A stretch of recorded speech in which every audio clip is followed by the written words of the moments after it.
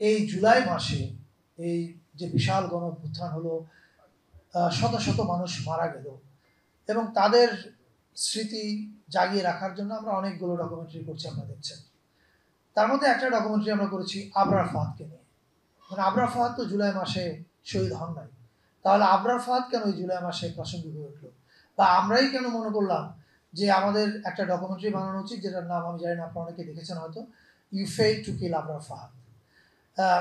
এটা তাহলে জুলাই মাসে করার প্রাসঙ্গিকতা কোথায়? এই প্রাসঙ্গিকতার মধ্যে লুকায় আছে ফরাজি ভাই যে উত্তরটা খুঁজতে চাচ্ছেন, সেই উত্তরটা হচ্ছে এই যে বাংলাদেশের মানুষ 24-এ আসলে তার সার্বভৌমত্বটা রিক্লেম করেছে। বাংলাদেশ যে সার্বভৌমত্ব কম্প্রোমাইজড অবস্থায় ছিল তার প্রমাণ হচ্ছে আবরার ফাহাদ অন্য একটা দেশের প্রধানমন্ত্রীকে সমালোচনা করেছে, অন্য একটা দেশের নীতিকে সমালোচনা করেছে, এবং এইটা করার কারণে বাংলাদেশ নামের একটা রাষ্ট্র, সেই রাষ্ট্রের ক্ষমতায় যারা বসেছিল তাদের রাজনৈতিক দলের ছেলেরা আবরার ফাহাদকে পিটিয়ে মেরে ফেলেছে। এরকম বিজার ঘটনা আপনি পৃথিবীর কোথাও দেখবেন না। মানে একটা রাজনৈতিক দল যে এতটা দেউলিয়া হতে পারে, এই ঘটনাটার মধ্যে আপনি তার প্রমাণ দিচ্ছেন। এখন আবরার ফাহাদ তো দেশের কথা বলেছিল এবং সমালোচনা করেছিল অন্য আরেকটা দেশের, তাহলে ওকে বাংলাদেশের রাজনৈতিক দলের কর্মীরা বা নেতারা কেন মেরে ফেলাটা জরুরি মনে করলো? এই আবরার ফাহাদের ঘটনা কিন্তু আমাদেরকে পরিষ্কার বলে দেয় যে আমাদের সার্বভৌমত্ব বলে কিছু ছিল না। আমাদের দেশটা নামে স্বাধীন ছিল, কিন্তু এটাকে নিয়ন্ত্রণ করতো অন্যরা। Abrar Fahad is the glaring example. এবং সেই কারণে আমরা এই জুলাই যখন আমাদের অনেক ডকুমেন্টারি আপনারা দেখেছেন যেগুলো চিফ অ্যাডভাইজার পেজ থেকে যায়, তার মধ্যে সবচেয়ে বেশি শেয়ার হওয়া, মানুষের দেখা, কথা বলা ডকুমেন্টারি হচ্ছে you fail to kill Abrar Fahad. আমরা এমনকি পাবলিক স্ক্রিনিং যখন করছি চিটাগংয়ে, অলমোস্ট 100,000 অডিয়েন্স ছিলেন, and all of them are quiet. এবং ছবিটা শেষ হওয়ার পর মেনি পিপল ক্রাইড। এবং এই যে তাদের প্রত্যেকের কান্না, এই কান্নার মধ্যে কিন্তু আছে বাংলাদেশটাকে তারা প্রত্যেকে ওন করে।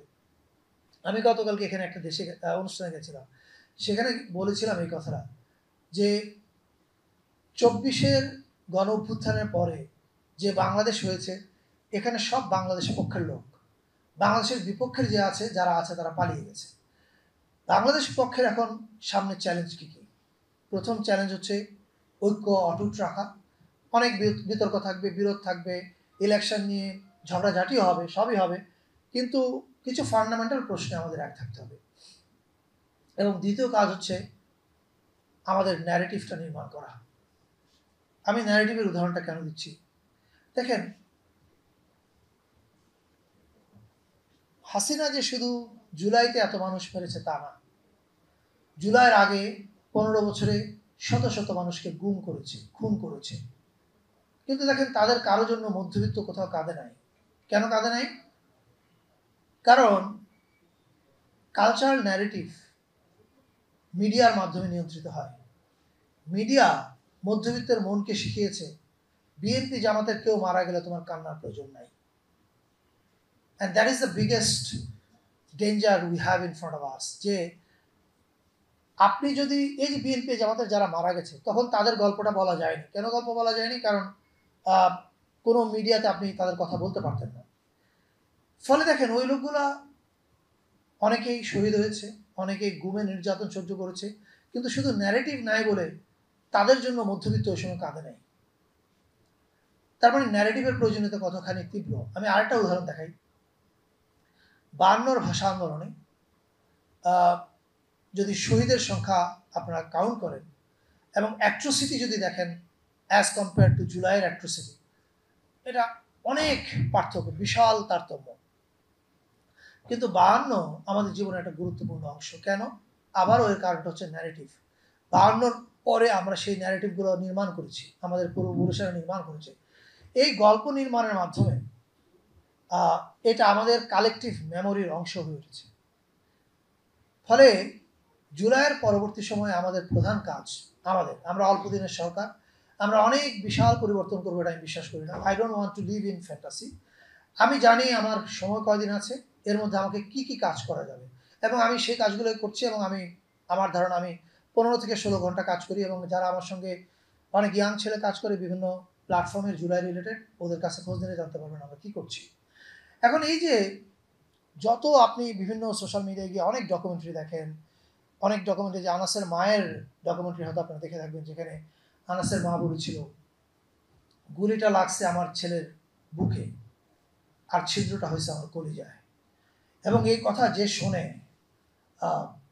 কারো পক্ষে কান্না সংবরণ করা সম্ভব হয় না। এরকম শত শত আপনার ডকুমেন্টারি দেখছেন, এর সবগুলোই আমাদের বানানো, কিন্তু আমরা কোথাও লিখি না সংস্কৃতি মন্ত্রণালয়। এটা হচ্ছে মুশকিল। এখন আমরা কেন লিখি না? আমরা লিখি না এই কারণে যে আমার এখানে জনপ্রিয় মন্ত্রী হওয়ার কোনো প্রয়োজন নাই। আমি আমি অফকোর্স, এমনকি আমার তাদেরও প্রয়োজন নাই। আমি আমি গত জানুয়ারিতেই মারা যেতে পারতাম, আমার ব্রেন স্ট্রোক হয়েছিল। So I am living A bonus life. এবং এই বোনাস লাইফে যে আমরা হাসিনা মুক্ত বাংলাদেশ দেখবো, এটাও তো আমরা ভাবি নাই, আল্লাহ দেখাইছে সেটা। তারপরে যখন আমার উপর এই দায়িত্বটা এসে পড়ে, তখন আমি প্রথমেই বলেছি no, I am not going to take this responsibility, no, that's not my job. And then ক্রমাগত প্রেশারের পরে একটা পর্যায়ে গিয়ে আমি অ্যাকসেপ্ট করি। এবং অ্যাকসেপ্ট করার সময় আমি নিজেকে একটা কথাই বলেছি, আমি যতটুকু কাজ পারি এই কালচারাল অঙ্গনে, আমি এই কদিনে যেন অ্যাটলিস্ট জুলাইয়ের ন্যারেটিভটা নির্মাণ করে যেতে চাই। কারণ আবারও বলছি, সত্যের চেয়ে সত্য এখন তাজা। 5 বছর পরে সত্য তাজা থাকবে না। 5 বছর পরে আমাদের রক্ষা কবচ হবে ন্যারেটিভ, এই গল্পগুলো। এই যে একজন আবরার ফাহাদের ছবির কথা বললাম, you fail to kill Abrar Fahad. আমি তো বিশ্বাস করি এই আবরার ফাহাদের অ্যাপারেন্টলি এটা একটা ডকুমেন্টারি মনে হতে পারে, কিন্তু এগুলো এত বড় দেয়াল হয়ে দাঁড়ায়।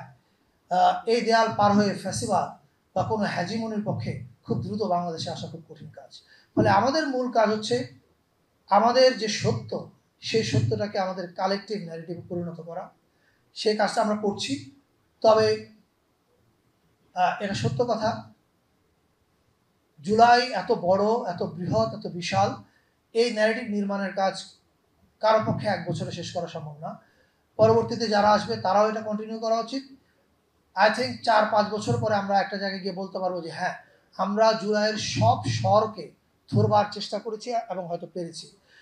আমি বিশ্বাস করি যারা নির্বাচিত হয়ে আসবেন তারা এই কাজটা কন্টিনিউ করবেন। আর আমার পক্ষ থেকে এটুকু বলার যে আমি যতক্ষণ আছি আমার কাজটা আমি যতক্ষণই সম্ভব করে যখন আমি স্টেপ ডাউন করবো, তখন বিফোর আই স্টেপ ডাউন আমি একটা প্রেস কনফারেন্স করে বলবো যে আমরা কী কী কাজ করেছি, যেগুলো আমরা লুকিয়ে রেখেছিলাম, কোথাও বলিনি যে আমরা এটার পেছনে আছি। সেসব কাজগুলো আমরা বলবো। এবং একই সঙ্গে আগামী 5 বছর আমাদের কি করা উচিত, এইটা নোট টু সাকসেসের নামে আমি একটা প্রেস কনফারেন্স করবো আমার পরে যারা আসবেন তাদের উদ্দেশ্যে। সেখানে আমি আমার বিদ্যায় বুদ্ধিতে যতটুকু কুলায় সেটা বলে যাব।